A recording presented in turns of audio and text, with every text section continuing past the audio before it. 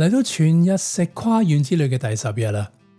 我哋玩完岡山同大阪，開始轉移陣地到京都。喺美孚個掣 plan 行程做緊功課嘅時候，原來發現有一個觀光列車係喺大阪、京都、奈良之間行駛嘅，裏面好鬼靚啊！於是就決定要撲飛坐翻次啦。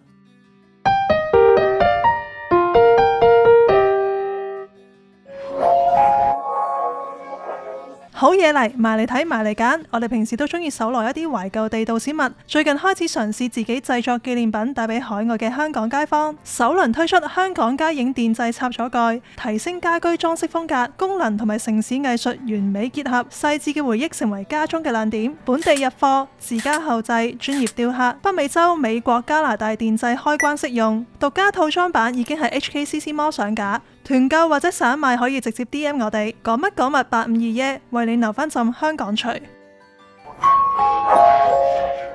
呢個觀光特急 Ioniyoshi 中文譯做清丹吉啊，係由近畿日本鐵路公司簡稱近鐵，自2022年4月起投入服務嘅。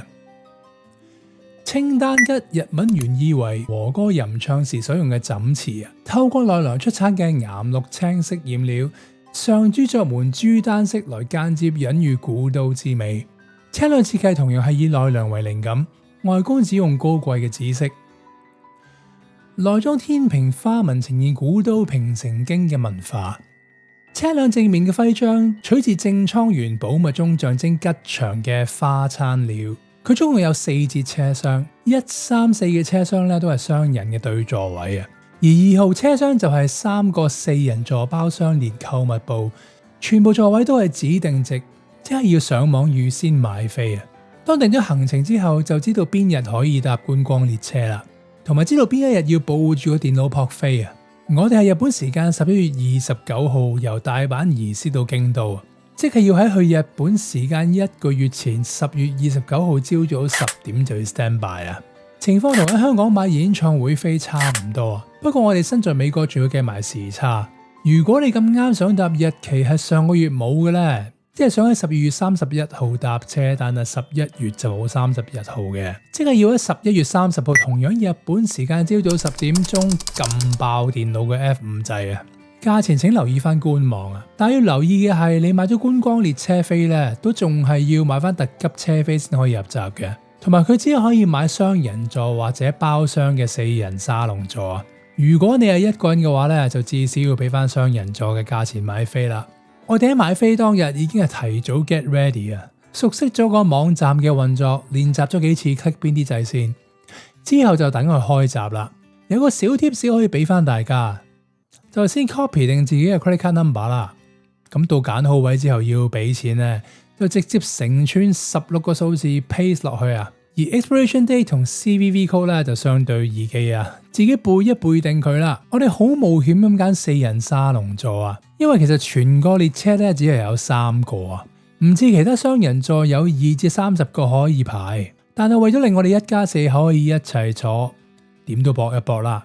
而好幸運，竟然又真係俾我哋撲到飛啊！買完收埋 email confirmation 嗰一刻咧，都仲未敢相信真係買到飛嘅事實啊！好，講完買飛咧，就翻嚟行程嘅第10日啦。我哋始終帶住2位老人家，而搭車嘅時間仲要係朝早9點。佢哋除咗要早起身之外，我哋仲要考慮呢個係本地人嘅出勤時間啊！拎住4個大篋去車站都幾擾民啊！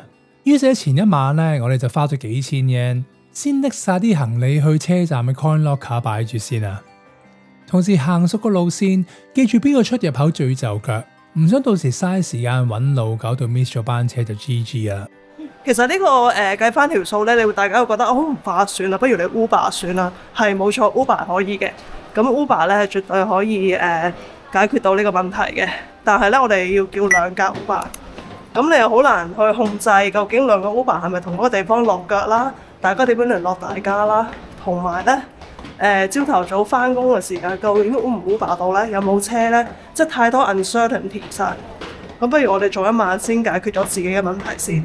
因為雖然喺大阪叫過2次 Uber 咧，都 OK 嘅，好順利嘅。咁但係都唔係啲繁忙時間嘅 Uber。我哋上次喺東京咧叫的士叫 Uber 咧係叫唔到嘅，朝頭早係冇車㗎，係好惹氣㗎，所以我哋係唔能夠去冒呢個險。我哋寧願前一日我哋兩個辛苦啲解決個問題，唔好四個一齊辛苦。用呢個方法解決係蠢蠢地嘅，但係呢個對我哋嚟講係一個最穩陣、最安心嘅做法。大部分 YouTuber 咧都係會教大家喺呢個位入嘅，咁我哋入去睇睇先。個個都係教你去呢個樓下呢個樓梯呢度啦。但係如果你有喼啊或者行動不便嘅人，咁點算呢？就係行呢度嘅。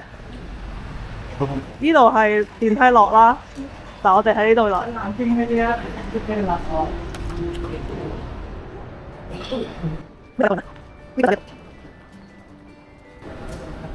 咁呢？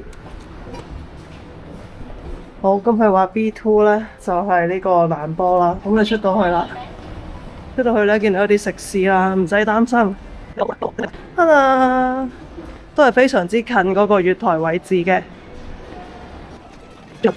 好，呢個係最方便嘅 Coin Locker 啦，但我哋霸唔到呢邊啲位，因為呢度好少位嘅啫，唔需要擔心，因為咧另一邊呢邊都好多 Coin Locker 嘅。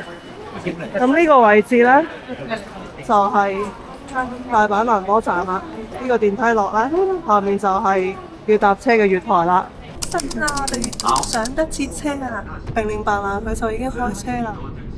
好在我哋都上得切車。咩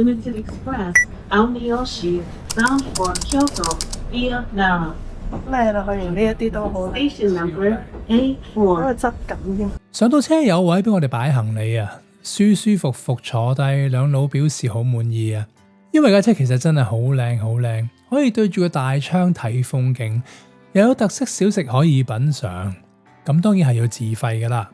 我呢個最中意買嘢嘅，見美夫個妻子買咗一條毛巾同埋釘書機做紀念品，心諗係咪傻噶？限量版仲要係呢架車先至買到，梗係買多個啦。呢程車係個零鐘，坦白講又要買嘢、打卡、食嘢，仲要扮藝文青，時間真係唔多夠用啊！好幾經艱辛咧，真係坐完呢一架車啦。我覺得個路程係有少少短嘅，如果可以長翻啲就好啦。因為成個過程又要食嘢啦，又等嘆啦、打卡啦，又要攬圍咁樣咧，其實真係唔係好夠時間。咁但係我覺得係值得嘅。喺京都落車就繼續喺月台瘋狂打卡啦。然後去酒店放低行李。提一提，呢個觀光列車係喺大阪近蘭波站嘅，而喺京都咧就近京都嘅 JR 站，所以我哋 book 嘅住宿都係因應呢兩個位置而定嘅，免得推行李太耐啊。lunch 就喺京都站頂樓揀咗間炸豬扒食，我哋其實食得好滿足啊。老人家仲加單要咗條特大嘅天婦羅炸蝦，本身都食得好 enjoy 嘅，可惜日本嘅室內暖氣實在太勁啦。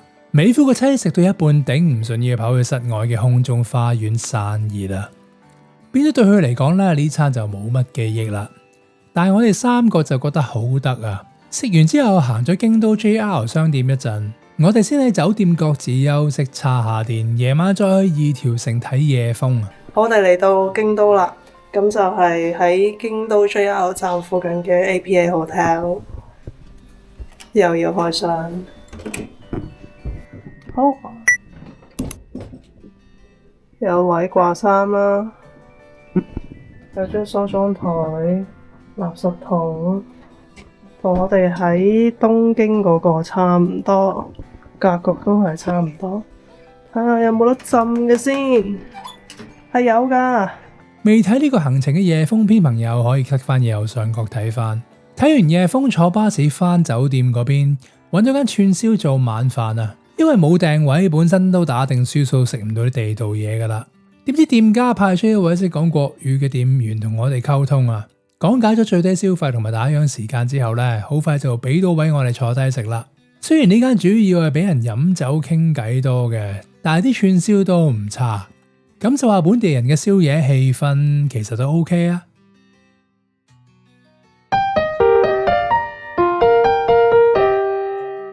因為有貓貓咯，好少用牛俾我，好多唔係貓嚟嘅原來。係啊，馬騮喎，有嘅。加油加油加油！好，貓。好，400 yen。好，貓。緊張啊！貓貓嚟㗎。真係貓貓？係啊。咁勁？哇！一嘢抽中，開心一豬，次抽中，開心豬啊！應該有啦。1、2、3、4、5、6，邊隻貓貓？呢度冇媽呢隻媽，貓貓。